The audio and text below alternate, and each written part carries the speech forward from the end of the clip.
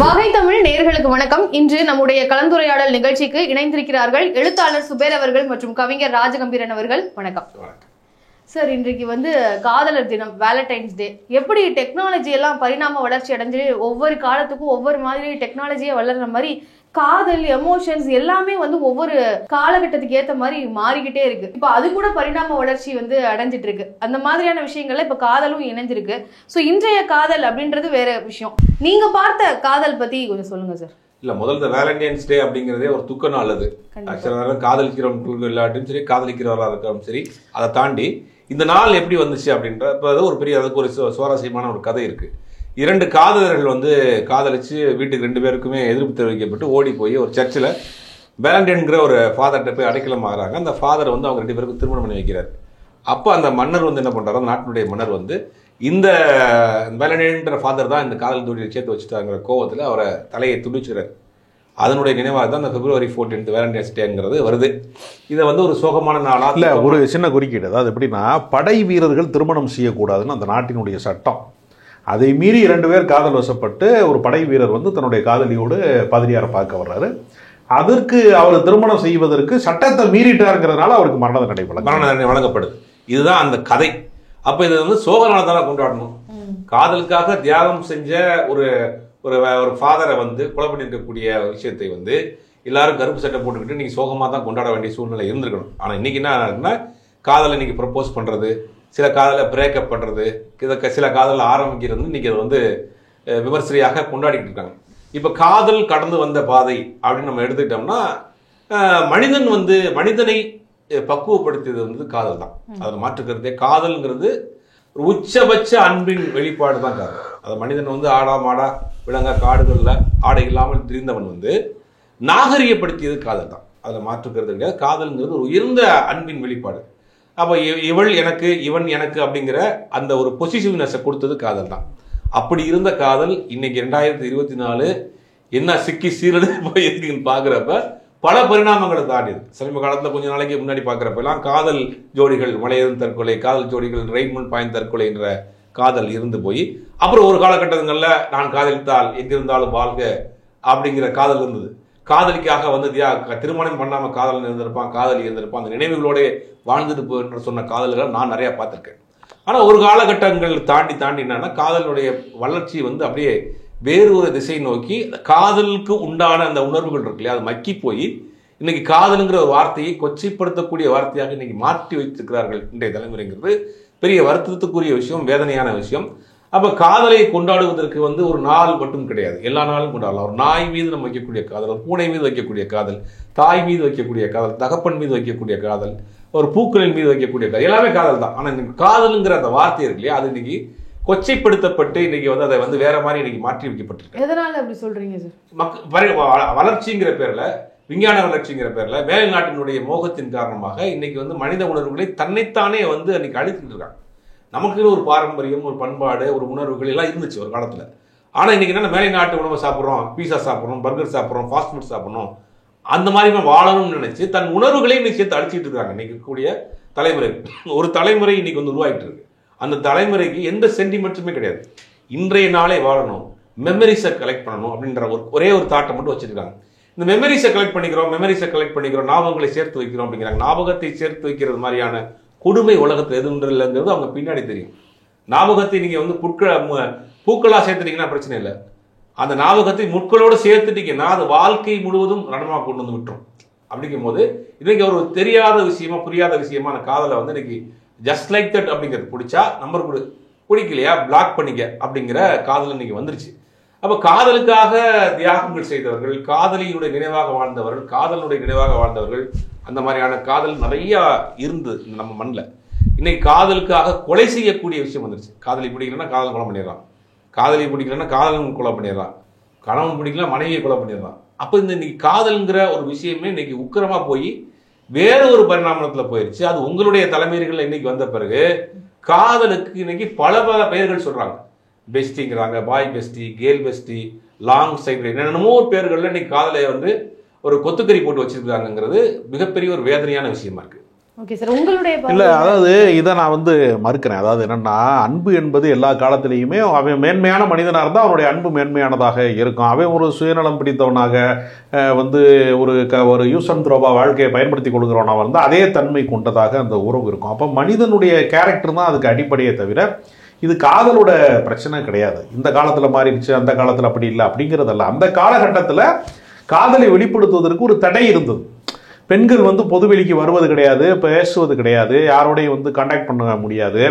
அதனால அந்த காலகட்டத்தில் வந்து நம்ம புனிதம்னு சொன்னது பூராமே என்னன்னா குடும்ப அமைப்பு, சாதிய அமைப்பு, பொருளாதார ரீதியாக வந்து பெண்ணை வந்து தற்காத்துக்கிறது எல்லாமே வந்து சாதி மதத்தையும் சொத்தையும் குடும்பத்தையும் பாதுகாப்பதற்காக உருவாக்கப்பட்ட ஒரு அமைப்பு தான் அது. அதனால தான் வந்து இன்றைக்கும் வந்து வேறு மதத்தை சார்ந்தவர்கள், வேறு ஜாதியை சார்ந்தவர்கள் வந்து நம்மளுடைய பெண்களை வந்து ஒருவேளை திருமணம் செய்து கொண்டு போய் விடுவார்களோ என்கிற அச்சம் வந்து பேரண்ட்ஸ் மத்தியில் இருக்கிறதுக்கு காரணம் என்னன்னா, சமூகத்துக்குள்ளே அது ஒரு பெரிய ஒரு கௌரவ குறைச்சலாக மாறிடும். நம்மளை யாரும் மதிக்க மாட்டாங்க, நம்மளை பற்றி ஏதாவது தப்பாக பேசுவாங்க அப்படிங்கிற. அதனால தான் ஆணவ கொலைகள், கௌரவ கொலைகள்லாம் நடக்கிறதுக்கு அடிப்படை என்னன்னா, தன்னை சுற்றி இருக்கக்கூடிய உறவினர்கள் வந்து அதை எப்படி புரிந்து கொள்வார்கள், நம்மளை ரொம்ப ஏளனமாக பேசிடுவாங்க என்று பிறர் நம்மளை மதிக்காமல் போய்விடுவார்களோ என்கிற அச்சத்தின் காரணமாக அது வந்து அதை ஒழுக்கமின்மை என்கிற இடத்துல வைத்து அதை பார்க்கிறோம். ஆக்சுவலாக உண்மை என்னன்னா, கருத்து ஒருமித்தல் தான் காதல் அப்படிங்கிறதான் பாரதிதாசன் போன்றவர்கள் சொன்ன கருத்து. அப்போ கருத்து ஒருமித்தல்ங்கிறது என்னன்னா, இதுல ஆச்சரியமான விஷயம் என்னன்னா, கருத்துடையவர்கள், ஒரே கருத்து கொண்டிருக்கிறவர்கள், அவர்களுக்குள்ள இருக்கக்கூடிய அன்பு தான் காதல் அப்படின்னு அவர் சொல்றாரு. ஆனா கருத்துக்கள் வந்து மாறுபடுவது அப்படிங்கிற ஒரு இடம் இருக்குல்ல, அது இன்றைக்கு அதிகமாக இருக்கிறது. ஒவ்வொருத்தருக்கும் வேறு வேறு கருத்துக்கள் இருக்கிறது. இன்னைக்கு பிடிச்சமானவனாக இருக்கிற ஒருத்தன், இன்னைக்கு பிடித்தமானவளாக இருக்கிற ஒருத்தன் 10 ஆண்டுகளில் வந்து பிடிக்காத ஒருத்தராக மாறக்கூடிய வாய்ப்பும் இருக்கு. அப்போ பிரேக்கப் ஆகிறது, பிரிஞ்சு போறது அப்படிங்கிறது கடந்த தலைமுறைக்கு அந்த சுதந்திரமே கிடையாது. உன்னை வந்து வேணான்னு சொல்ற உரிமை வந்து எனக்கு கிடையாது அப்படிங்கிற ஒரு நெருக்கடி இருந்துச்சு. அதுக்கு பல காரணங்களை அவங்க சொல்லுவாங்க. குடும்ப அமைப்பில் வந்து குழந்தைகளை காரணமாக சொல்லுவாங்க, குடும்ப கௌரவத்தை காரணமாக சொல்லுவாங்க, வேறு சில காரணங்களை சொல்லிக்கிட்டே இருப்பாங்க. இப்போ கருத்து முரண்பாடுகளை வெளிப்படுத்துகிறதுக்கான ஒரு காலகட்டமாக அது உருவாயிருக்கு. அதுதான் அடிப்படையே தவிர இதை நீங்க வந்து வரவேற்கிறீங்க இல்ல சார்? ஆமா, இது வந்து நம்ம வரவேற்கிறோமா இல்லையாங்கிறது அல்ல இதுல பிரச்சனை. இது வந்து இந்த காலத்தினுடைய ஓட்டத்துல இப்படி நிகழ்ந்து கொண்டு இருக்கிறது. இது நம்ம ஏற்கிறோமா இல்லையாங்கிறதுல. இப்ப ஒரு காலத்துல மின்சாரம் இல்லாம தான் எல்லா இரவுகளும் இருந்தது, மின்சார விளக்குகள் வந்தது. மின்சார விளக்கை நீங்க ஏத்துக்கிறீங்களா இல்லையாங்கிறது அல்ல. சாயங்காலம் ஆயிடுச்சுன்னா 6 மணிக்கு எல்லா வீட்லையும் லைட் எரியுது. இப்போ நீங்கள் ஏற்றுக்கணுங்கிற அவசியம் கிடையாது. விஞ்ஞான வளர்ச்சியில் ஒரு மாற்றம் நிகழ்ந்துக்கிட்டே இருக்கும். நீங்கள் விரும்பினாலும் விரும்பல. இப்போ ஃபோட்டோலாம் வந்து என்ன செஞ்சாங்க, சினிமா எடுக்கிறதெல்லாம் ஃபிலிமில் எடுத்தாங்க. இப்போ டிஜிட்டல் மயமாக அது மாறிடுச்சு. இன்னைக்கு ஃபில்முனே ஒன்று கிடையாது. அப்போ மாற்றம் நிகழ்ந்துக்கிட்டே இருக்குது. எல்லா துறைகள்லையும் அறிவியல் தொழில்நுட்ப வளர்ச்சி மாறிக்கிட்டே இருக்கு. வாழ்க்கை முறை மாறிக்கிட்டே இருக்கு. வந்து பெண்கள் வந்து 8 முழ சேலையை கட்டி அவங்க போக முடியாது, 16 முழ சேலையை கட்டி போக முடியாது. வேலைக்கு போகிற பெண்கள் வந்து எளிமையான உடைகளை உடுத்திக்கிட்டு ஆண்களை போல ஆடைகளை உடுத்தி கொள்ளுங்கள்னு பெரியார் அந்த காலத்திலே பேசியிருக்கிறார். அது இன்னைக்கு நடைமுறைக்கு வந்துருச்சு. அப்போ பெரியார் சொன்னதை தான் வந்து ஃபாலோ பண்ண முடியுதே தவிர, ஏன்னா அது அறிவியல் அடிப்படை, பகுத்தறிவு அடிப்படை. அதற்கு நேர் விரோதமாக வந்து பெண்கள் அப்படித்தான் இருக்கணும், படி தாண்டாமல் இருக்கணும் அப்படின்னு சொல்லப்பட்ட விஷயங்கள்லாம் ஒன்றும் இல்லாமல் போயிடுச்சு நடைமுறையில். இப்போ கால மாற்றத்தில் இது நிகழ்ந்து கொண்டே தான் இருக்கும். மனித உறவுகள் என்பதும் மாறிக்கிட்டே தான் இருக்கும். ஒருத்தர் மேலே வந்து ரொம்ப பிரியமாக இருக்கிறவங்க ஒரு காலகட்டத்துக்கு முன்னாடி ரொம்ப மிக மோசமாக வெறுக்கக்கூடியவர்களாக இருக்கிறாங்க. இல்லை, அதில் ஒரு விஷயத்தில் நான் மாறுபடுறேன். கால மாற்றத்தில் மனிதர் மாறிட்டே இருப்பாங்க அப்படின்னு. மனிதன் மாறலாம், அந்த உணர்வுகள் மாறிடக்கூடாது. இன்னைக்கு மாறிடுச்சுங்கிறதா என்னுடைய பாயிண்ட் ஆஃப் நான் சொல்றது.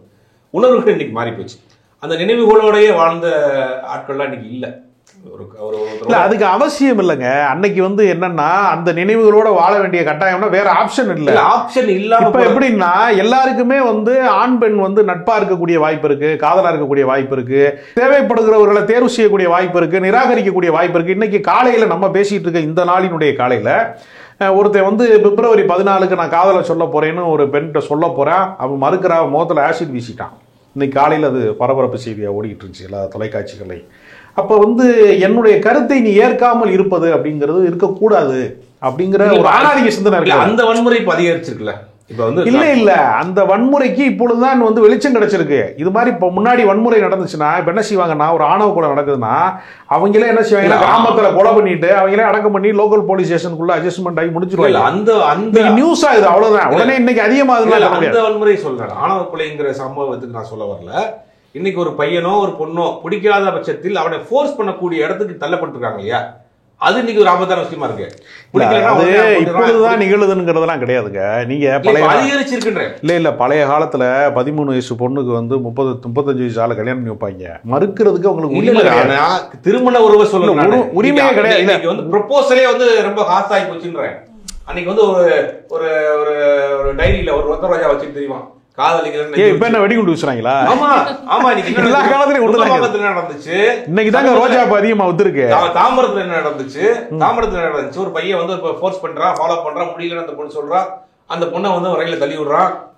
இன்னைக்கு வந்து காதல் ரொம்ப ஒரு மூர்க்கமா ரொம்ப ரகடா போயிட்டு இருக்கு காதல்.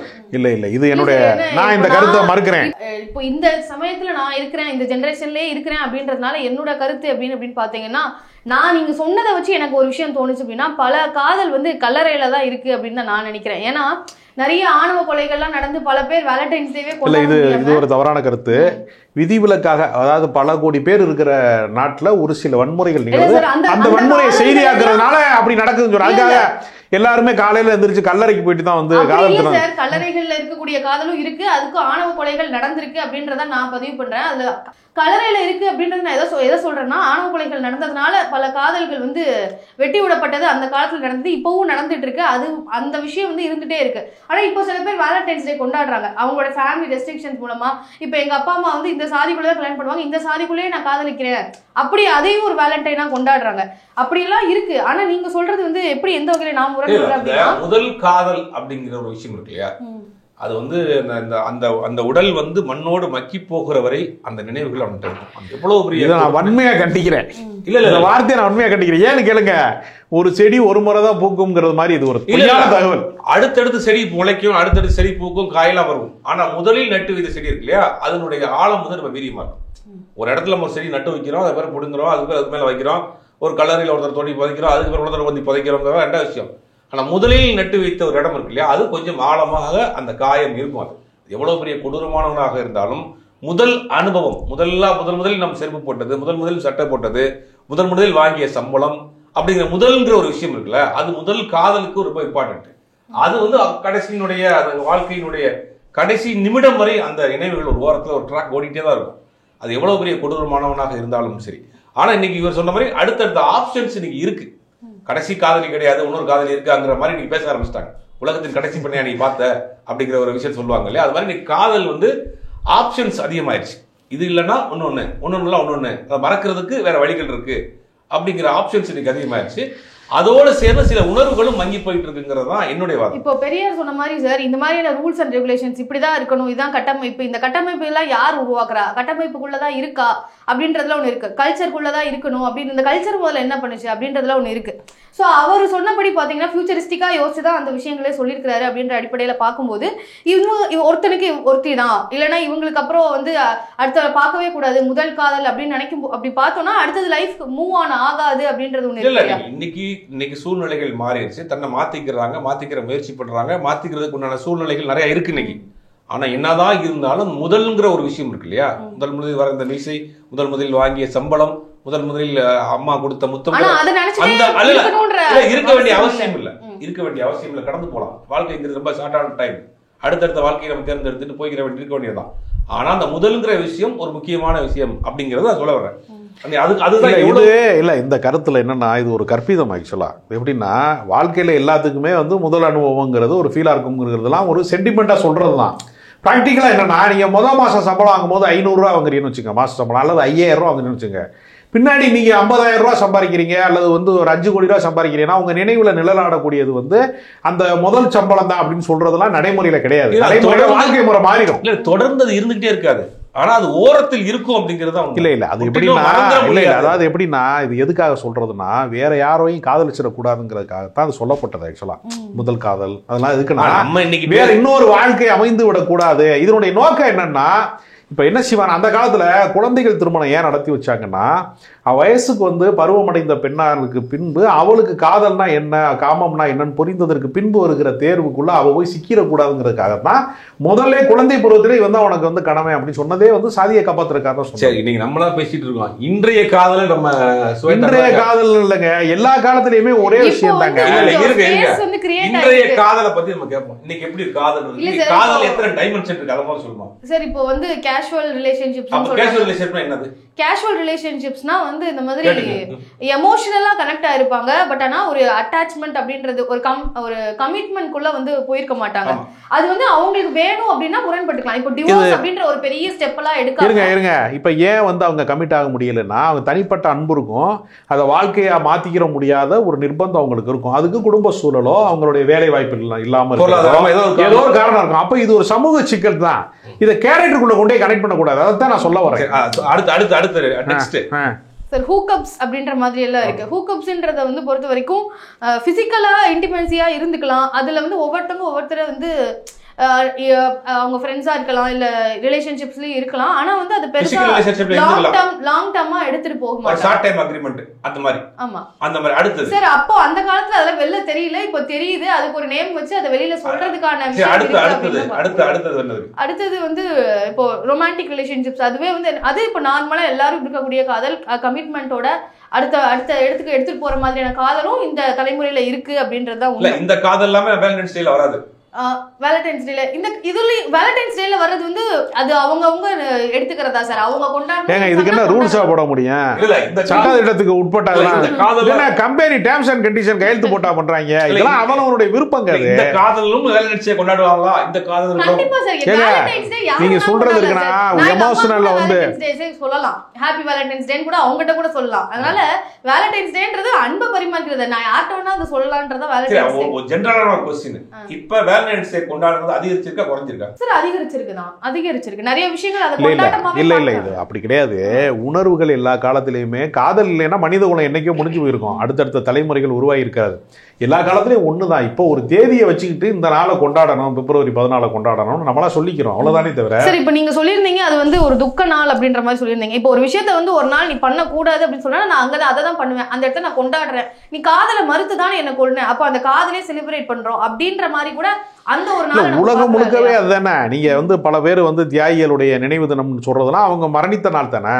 அப்ப படுகொலை செய்யப்பட்ட நாளை தான் வந்து நீங்க வந்து காலங்காலமா கொண்டாடுறாங்க. அது எல்லா காலத்திலயும் உள்ளதான். அதனால இது ஒரு புதிய மரபுலாம் கிடையாது. இது எல்லா காலத்திலயும் உள்ளதான்.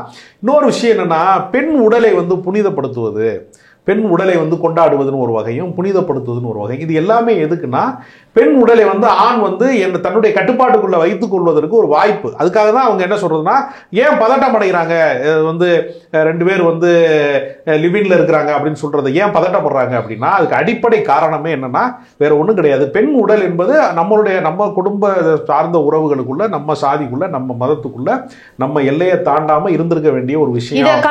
பெண் உடலுக்குள்ள ஆணுக்கு இருக்கக்கூடிய அதிகாரம் வந்து தகர்க்கப்படுகிறது, லிவிங் டுகெதர்ல வந்து தகர்க்கப்படுகிறது. அப்ப இது வந்து ஒழுக்கம் இல்லையாங்கிற ஒரு பிரச்சனைக்குள்ள கொண்டு போறதன் மூலமாக, பெண்ணை குற்றவாளியாக்குவதன் மூலமாக அவங்க குடும்ப அமைப்பையோ ஜாதி அமைப்பையோ அங்க மதத்தையோ அவங்களுடைய அந்த கலாச்சார பண்பாடுன்னு சொல்றது பூராமே என்னன்னா, ரொம்ப வருஷமா நம்ம இது போன விஷயங்களை பூராமே புனிதப்படுத்தி வச்சிருக்கிற ஒரு விஷயம் தான். போய் பண்டிகைகளை கொளுத்த வேண்டிய விஷயத்தை பூரா புனிதப்படுத்தினதான் பண்பாடு. ஒத்த கருத்துடைய நபர்களுடைய ஒரே புள்ளியில நிக்கிறது தான் காதல்னு சொன்னாரு. அது யாருக்குரிய அது உண்மைதான். அது என்னுடைய கருத்து இல்லைங்க, பாரதிதாசன் கருத்து. ஆனா அந்த புள்ளியில் இணைகிறது கூட ஒரு காலத்துல அவங்க வந்து விலகி போயிடறாங்க. இவர் சொன்ன மாதிரியே தான். அதே இவர் சொன்னதை நானும் சொல்றேன். ஒரு காலகட்டத்தில் 2 வருஷமோ 3 வருஷமோ அந்த ஏதாவது ஒரு சூழ்நிலையில் அவங்க ஒத்த புள்ளியில் இணைகிறாங்க. ஒரு காலகட்டத்துக்கு பிறகு அதுவுமே விலகி போகக்கூடிய சூழ்நிலைக்கு இன்னைக்கு உருவாக்கி. எதனால விலகி போறாங்க? காலமாற்றம் தான். காலமாற்றம்லாம் கிடையாது. வேற என்ன வந்து நான் சொல்றேன் கேளுங்க. இப்ப ஆண் அணியக்கூடிய சட்டையில பாக்கெட் இருக்கு, பெண்ணுடைய உடையில ஏதாவது பாக்கெட் இருக்கான்னு கேட்டா, இப்ப நீங்க அணிந்திருக்கிறது வந்து ஆணுடைய உடை தான், அதனாலதான் நீங்க பாக்கெட் இருக்கலாம். அதை நீங்க சொல்லிடக்கூடாது. சேலையில இருக்கா, பாரம்பரியமான உடைகள் கூட வர ஆரம்பிச்சிருச்சு சார். இல்ல இது வரைக்கும் கிடையாது. நம்ம அம்மா தலைமுறைகள்ல கிடையாது. இப்ப இருக்கிற நவீன வாழ்க்கைக்குள்ள பொருத்தி பார்க்க கூடாது. ஏன் வந்து பாக்கெட் வச்சுக்கக்கூடிய ஒரு சூழல் அவங்களுக்கு இல்லைன்னா, அவங்களுக்கு வந்து பணம் சம்பாதிப்பதற்கு அவங்களுக்கு அனுமதி கிடையாது. அவங்க இண்டிவிஜுவலாக வந்து பொருளாதாரத்தை வந்து அவங்க தேடி கொள்றதுக்கான அனுமதி கிடையாது. அப்போ அவங்க வந்து வீட்டோட இருக்கணும் அப்படிங்கிறதுனால தான் அதுக்கு பொருளாதார அவங்களுக்கு கடந்த காலங்களில் சொத்துரிமை கிடையாது. அப்போ சொத்து கிடையாது, சம்பாத்தியம் கிடையாது, சுய முடிவெடுக்க முடியாதவங்கனால அப்ப அவங்க கட்டுப்பட்டியா இருக்கணுங்கிறதுக்கான ஒரு வாழ்க்கை முறையை நம்ம ஏற்படுத்தினதுனாலதான் அவங்களால முரண்பட முடியாததுக்கு காரணம் அவங்களுக்கு முரண்படுவதற்கான தனிப்பட்ட விருப்புகள் இல்லைங்கிறது இல்ல காரணம். அவன் தான் சேலை எடுத்து கொடுக்கணும், அவன் தான் சாப்பாடு போடணும், அவன் விட்டுட்டு போயிட்டானா பிள்ளைய வளர்க்க முடியாது அப்படிங்கிற நிர்பந்தம் பெண்களுக்கு காலங்காலமா இருந்துகிட்டே இருந்துச்சு. அது மாறினதுனால இப்ப பிரிந்து போறாங்க. ஓப்பன் மைண்டா உள்ள இருக்கக்கூடிய ரெண்டு பேரையும் புரிந்த ஒரு நபர்கள் ஒன்றிணையும் பொழுது அப்படி உள்ள சூழ்நிலையிலுமே பிரிகிறாங்க இல்லையா, அந்த சூழ்நிலை ஏன் வருது? அப்படி காலமாற்றம் தானே அது. ஒரே மாதிரியான சிந்தனை உள்ள இல்லங்க, கால மாற்றம்னு ஒண்ணு கிடையாதுங்க. நம்ம வாழ்க்கை முறை இல்ல நம்ம வாழ்க்கை முறையில முன்னாடி பெண்களுக்கு பொருளாதாரம் இல்ல பிரிந்து போனால் வாழ்வதற்கான சாத்தியங்களே கிடையாது. இப்ப சாத்தியம் இருக்கு, அவ்வளவுதான். ஒரு 2-3 வருஷத்துக்கு முன்னாடி சேரக்கூடியவர்களா இருக்காங்க, ரெண்டு பேரும் எல்லாத்தையும் தெரிந்த நபர்களா இருக்காங்க, ஓப்பன் மைண்டட் உள்ள இருக்காங்க, ஆனா ஒரே புள்ளியில தான் இணைகிறாங்க. பட் குறுகிய காலத்திலேயே அவங்க பிரிந்து போகக்கூடிய சூழ்நிலை வருகிற போது மனமாற்றம் ஏற்படுது. அப்ப மாறிக்கிட்டே இருக்கு மனநிலை அப்படிங்கிறது தான் இன்றைய உள்ள காலோட சூழ்நிலை. மனமாற்றத்தினால இப்ப நிறைய பேர் பிரியறாங்க, ஈஸியா பிரிஞ்சிடறாங்க அப்படின்னு சொல்றாங்க. அதுக்குண்டான ஆப்ஷன்ஸ் இருக்கு. அந்த ஆப்ஷனை வரவேற்கணும்னு தான சொல்றேன். ஏன்னா ஒரு விஷயம் தனக்கு பிடிக்காம அந்த இடத்துல எதுக்கு இருக்கணும்? வேற அது நாகரீகமாக பிரிஞ்சு போயிட்டா ரொம்ப நல்லது. அதாவது கல்லானாலும் கணவன் புல்லானாலும் புருஷன் அடிபட்டு கிடந்தாங்கல்ல ரொம்ப வருஷம். அவங்க விடுதலை பெறதுல அடிமைத்தனம் விடுதலை பெற அந்த பாயிண்ட் ஆஃப் வியூல சொல்ல ஒருத்தரோட நம்ம நெருங்கி பழகுறோம், ஒரு நட்பா இருக்கிறோம் வச்சுங்களேன், அதுக்கு பிறகு அவங்களோட ஒரு புரிதலோட பிரிகிறோம். ஆனா அது வன்முறையில முறிந்துடக்கூடாது அப்படிங்கறதா. வன்முறையில எப்படி நிறைய கொலைகளை தான் நடக்குது சார். கொலைகள் நடக்குது அப்படின்னா நீங்க சொன்னீங்க ஆணவ கொலைகள், அதை வேணா கூட ஏத்துக்கலாம். மத்தபடி பிரியறாங்கன்றதுக்காக கொலைகள் நடக்குதுன்றது ஒரு கட்டத்துக்கு மேலே காதலிக்கிறப்ப என்ன செய்வாங்க அப்படின்னா, ரெண்டு பேரும் ஆணவ கட்ட பெண்ணா இருக்கட்டும், தான் மீது உள்ள சில குறைகளை மறைத்துக்கிட்டு தான் காதலிப்பாங்க. அது ஒரு இடத்துல நெருங்கி வரப்போது தான் அந்த உண்மை தெரிய வரும். அப்ப அங்க ஒரு சின்ன ஒரு பிரச்சனை வரும். அது ரெண்டு பேரும் சமாளிச்சுட்டு போறவங்க இருக்காங்க, ரெண்டு பேரும் பிரிஞ்சு போறக்கூடிய சூழ்நிலை இருக்காங்க. அது சுமூகமா நாகரிகமா பிரிஞ்சுட்டாங்கன்னா பிரச்சனை இல்லை. ஆனா அங்க ஒரு பிரச்சனைன்னு வர்றப்ப தான் அது வெளியில தெரிய ஆரம்பிக்கும். என்னோட பாயிண்ட் ஆஃப்ல இந்த விஷயத்தை இப்ப நிறைய நடக்குது அப்படிங்கறத நான் சொல்றேன். நிறைய நடக்குதுன்னா வன்முறையில முடியுது. காதல் ரொம்ப சுமூகமா முடியும். குடும்ப நல நீதிமன்றங்கள்ல கூடுகிற கூட்டம் என்பது பெண்கள் விடுதலை அடைந்ததுக்கான அடையாளம். அப்படித்தான் பிராக்டிக்கலா பார்க்கணும். பெண்களுக்கு ஒரு பிடிக்காத ஒருவனோட நிர்பந்தத்தின் பேரால வாழாம பிடிச்சிருந்தா தான் நான் வாழ்வேன், இல்லைன்னா வாழ முடியாதுன்னு சொல்றதுக்கு ஒரு உரிமை கிடைத்திருப்பதாகத்தான் அர்த்தம். ஆண் மட்டும்தான் வாழ்க்கை அப்படிங்கிற இடத்துல இப்போது இல்லாததுனால இதை காலங்காலமாக ஆண்கள் ஆதிக்கம் செலுத்தின ஒரு இடம் உடைகிற போது ஆண் மனம் சேர்ந்து நொறுங்கிடுது. என்னடா நம்ம இவ்வளோ நாள் அதிகாரம் செலுத்தின ஒரு நம்மளை மீறி ஒரு பெண் நம்ம படிக்க வச்சுட்டோம், நம்ம உத்தியோகத்துக்கு போயிட்டா ஈக்குவல் ரைட்ஸ் கிடச்சிட்டா நம்ம காலையில் அவங்க காப்பி போட்டு தர மாட்டாங்களேங்கிற பிரச்சனை எல்லாத்துக்குமே இருக்குது. அது நம்ம எல்லாரும் சேர்ந்து சாப்பிட்லாம், ஆனால் சமைக்கிறது பெண்கள் மட்டும்தான் சமைப்பாங்க அப்படின்னு ஒரு ப்ராக்டிக்கல் லைஃப் நமக்கு ஏற்கனவே இருக்குது. எல்லாமே அவங்க வாழ்க்கை முறையும் நம்ம வாழ்க்கை முறையும் சமமாகிறது அப்படிங்கிறது இது வரைக்கும் பழக்கப்படாத ஒரு விஷயம். அதனால் ஆண்மனம் இந்த மறைமுகமாக கலாச்சாரத்துக்குள்ள பண்பாட்டுக்குள்ள குடும்ப அமைப்புக்குள்ள எல்லாத்துக்குள்ளேயும் ஒளிந்து கொண்டு இருக்கிறதுக்குள்ள ஒரு ஆணாதிக்கம் எல்லாருக்குமே வேலை செய்யும். எனக்கும் இருக்கும். அது எல்லா மனிதனுக்குள்ளேயுமே அவங்க காலகாலமாக பயன்படுத்தின அல்லது அதிகாரம் செலுத்தின ஒரு குணம் அவங்களுக்கு இருக்கும். அது உடையிற போது என்ன ஆகும்னா பெண்கள் வரம்பு மீறிட்டாங்க, இந்த காலத்து பெண்கள் சரியில்லை, அவங்க ரொம்ப மோசமா இருக்கிறாங்க, கலாச்சாரம் சரியில்லை, பண்பாடு அப்படிங்கிறதுக்குள்ள ஒளிஞ்சிருக்கிறது என்னன்னா ஆணுடைய அதிகாரம் தகர்க்கப்படுகிறது, அதை தாங்க முடியலைங்கிற நீங்க சொல்ற மாதிரி ரொமான்டிக் ரிலேஷன்ஷிப்பே இல்ல. யாருமே ஒரு பொண்ணும் இல்ல ஒரு பையனும் கமிட்மெண்டா ரிலேஷன்ஷிப்ல இருக்கிறதே இல்ல, எப்பனாலும் பிரிஞ்சுக்கலாம் அப்படின்ற மாதிரி தான் இருக்கான்னு கேட்டீங்கன்னா அப்படியும் இல்ல. சில பேர் ரொம்ப கமிட்மெண்ட் இருக்கிறாங்க. சூழ்நிலைங்கிறத தாண்டி அவங்க நீங்க சொல்ற மாதிரி மனமொத்தே அவங்க அந்த மாதிரி இருக்கிறக்கூடியவங்களும் இருந்துட்டு தான் இருக்கிறாங்க. ஆனா இந்த மாதிரி அவங்களுக்கு பிடிக்கலன்னா கூட அதுக்கு பிரியலாம் அப்படின்னு அவங்க ரெண்டு பேருமே ஆசைப்பட்டாங்க அப்படின்னா அதுக்கான வாய்ப்புகளும் இருக்கு. அந்த வாய்ப்புகள் சுலபமா கிடைக்குது அப்படின்றப்போ அதை அப்ரிஷியேட் தானே பண்ணணும். அது ஒரு கவிதை உண்டு, பற்ற வைத்தால் பற்றாது, அணைக்க நினைத்தால் அணையாது, அதன் பெயர் காதல். நீங்க ரெண்டு ஆணையும் பெண்ணையும் கல்யாணம் பண்ணி வச்சிட்டீங்கன்னா அவங்களுக்குள்ள லவ் வந்துடாது. ரெண்டு பேரை கல்யாணம் பண்ண விடாம நீங்க பிரிச்சு வச்சுட்டீங்கன்னா அவங்களுக்குள்ள காதல் வராம போயிடாது. பற்ற வைத்தால் பற்றாது, அணைக்க நினைத்தால் அணையாது, அதன் பெயர் காதல். அதனால வெளியில இருந்து இன்னொரு சக்தி ஆபரேட் பண்ண முடியாது. லவ் யாருக்கு யாரை பிடிச்சிருக்கு, யார் யாரோட பலமாக்க முடியாது. காதல் தானாக உணர்வுல வர வேண்டிய விஷயம். அதனால மூன்றாவது நபர்கள் முடிவு செய்யறது அப்படிங்கிற ஒரு இடத்துல அது நடைமுறை சாத்தியம் இல்லை. அந்த இடத்துக்குள்ளதான் சாதி, மதம், குடும்பம், ஆணாதிக்கம் எல்லாமே இருக்கு. அவங்களுக்கு இந்த காதல் என்பது எப்பொழுதுமே ஒரு எதிரான விஷயமா மட்டும்தான் இருக்க முடியும். ஓகே சார், காதலர் தினத்தையொட்டி காதலை பற்றி ஒரு சுவாரஸ்யமான ஒரு கலந்துரையாடல் நிகழ்ச்சிக்கு ரொம்ப நன்றி.